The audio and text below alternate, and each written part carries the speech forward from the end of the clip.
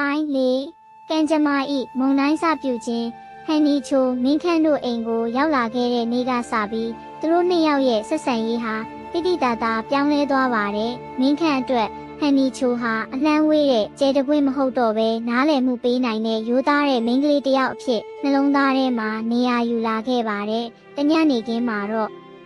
မြို့ပြင်ကတိတ်ဆိတ်တဲ့ကမ်းနားလမ်းလေးတစ်ခုမှာစိုက်ကားလေးကိုရပ်ထားရင်းမင်းခန့်ကဟန်နီချိုကိုရင်ထဲကစကားတွေကိုဖွင့်ပြောဖို့ဆုံးဖြတ်လိုက်ပါတယ်ဟန်နီ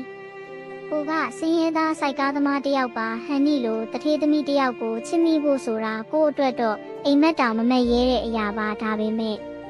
ကိုဟန်နီကိုတကယ်ချစ်မိသွားပြီးမင်းခန့်ရဲ့စကားကြောင့်ဟန်နီချိုကပြုံးလိုက်ပြီးမင်းခန့်ရဲ့ကြမ်းတမ်းနေတဲ့လက်ဖွားလေးကိုအตาအရာဆုပ်ကင်လိုက်ပါတယ်ဟန်နီလည်းအကိုကိုချစ်တယ်အကိုရဲ့ရိုးသားမှုနဲ့မိသားစုအပေါ်ထားတဲ့စိတ်ထားကိုဟန်နီတန်ဖိုးထားတယ်ဘသူတွေပါပြောပြောဟန်နီကတော့အကိုဘေးမှာရှိနေမှာပါအဲ့ဒီနေ့ကစပြီးသူတို့နှစ်ယောက်ဟာချစ်သူတွေဖြစ်သွားကြပါတယ်မင်းခန့်ဟာအရင်ကထက်အလုပ်ကိုပိုစူးစမ်းပါတယ်ဟန်နီချိုနဲ့အတူအနာဂတ်တစ်ခုကိုတည်ဆောက်ခြင်းနဲ့စိတ်ကြောင့်သူဟာပင်ပန်းတယ်လို့တော့မငြီးတော့ပါဘူးကြော်စွာကတော့ဘေးကနေအမြဲပေးမှကူညီပေးပြီးသူတို့နှစ်ယောက်ရဲ့အချစ်ကိုဝမ်းသာအားရနဲ့စောင့်ကြည့်ပေးခဲ့ပါတယ်ဒါပေမဲ့ဒီပျော်ရွှင်မှုတွေဟာကြာရှည်မခံခဲ့ပါဘူးဟန်နီချိုတယောက်စိုက်ကားသမားတယောက်နဲ့တွဲနေတယ်ဆိုတဲ့သတင်းဟာသူမရဲ့မိဘတွေစီကိုရောက်သွားပါတော့တယ်ဟန်နီချိုရဲ့ဖခင်ဖြစ်တဲ့ဦးထွန်းရှိန်နဲ့မိခင်ဒေါ်မြတ်မြတ်တို့ဟာမြို့မျက်နှာဖုံးတထေးတွေဖြစ်တာကြောင့်ဒီသတင်းကိုကြားရတဲ့အခါအရန်ကိုဒေါသထွက်သွားကြပါတယ်ဟန်နီမင်းပါတွေလုံနေတာလဲငါတို့မျက်နှာကိုမှမထောက်စိုက်ကားသမားတယောက်နဲ့နာမည်ပြတ်အောင်လုပ်ရသလားဦးထွန်းရှိန်ရဲ့ဟင်းဟောက်တန်ကတအိမ်လုံးကိုတုန်ခါသွားစေပါတယ်ဟန်နီချိုကမျက်ရည်တွေကြားကနေပြန်ပြောပါတယ်ဖေဖေသူကလူကောင်းတယောက်ပါဟန်နီကိုလည်းတကယ်ချစ်တာလူကောင်းဖြစ်တာနဲ့တင်မလုံလောက်ဘူး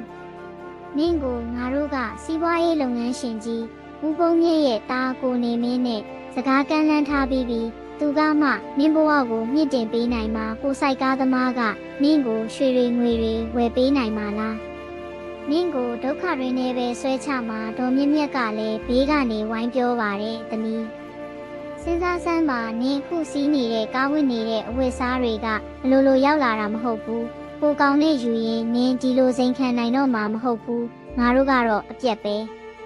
အဲ့ဒီကောင်ကိုရွေးရင်အမွေဖြက်စွန့်လွတ်ယုံတယ်မကဘူးမင်းကိုဒီအိမ်ကနေအခုချက်ချင်းနှင်ထုတ်မယ်မိဘနှစ်ပါးရဲ့ပြင်းထန်တဲ့ဖိအားတွေဆင်းရဲခြင်းရဲ့ကြောက်စရာကောင်းပုံကိုနေတိုင်းရိုက်သွင်းခံရတဲ့အခါဟန်နီချိုရဲ့စိတ်သက်တွေဟာစတင်ရင်းရိုင်လာပါတော့တယ်သူမဟာမင်းခန့်ကိုချစ်ပေမဲ့စီးစိမ်ဥစ္စာတွေကိုစွန့်လွတ်ဖို့ကြတော့ကြောက်ရွံ့နေခဲ့ပါတယ်နောက်ဆုံးမှာတော့ဟန်နီချိုဟာမိဘတွေစီစဉ်တဲ့ကိုနေမင်းနဲ့လက်ထပ်ဖို့သဘောတူလိုက်ရပါတော့တယ်အဲ့ဒီအချိန်မှာမင်းခန့်ကတော့ဘာမှမသိပဲဟန်နီချိုအတွက်လက်ဖွက်